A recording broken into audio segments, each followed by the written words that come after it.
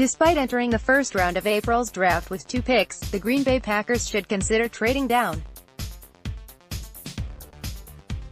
The Packers already own 10 picks, 6 of which come in the opening 4 rounds, but they have a real opportunity to strengthen the roster, and adding more picks will help them do just that. First, let's consider some options with the 12th overall pick. While I'm against the Packers drafting for need, they could absolutely decide to trade to a position to select an edge rusher. It's a good offseason to need pass rushers, and the Packers don't necessarily need to use the 12th pick to select one. It's possible one of the teams in search of a quarterback will be willing to move up to the Packers' spot at No. 12. Washington Redskins at number 15 would make the most sense. Moving down just a few spots wouldn't have a negative impact on the Packers' draft, as they'd still be able to add a potential difference maker, but they'd also receive an additional pick from Washington. Using DraftX trade value chart, it's possible the Packers could receive a third-rounder from Washington while sending back a couple of late-round picks.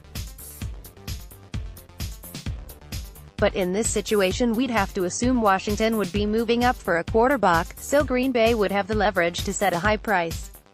With the 30th pick, the Packers could trade down into the second round, a move they made as recently as 2017. That year Green Bay moved down from No. 29 to No. 33, selecting Kevin King with the first selection of the second round, while also receiving a 4th-round pick from the Cleveland Browns. In 2008, the Packers traded down from No. 30 to number 36, using the pick to select Jordy Nelson. They received a 4th-rounder from the New York Jets.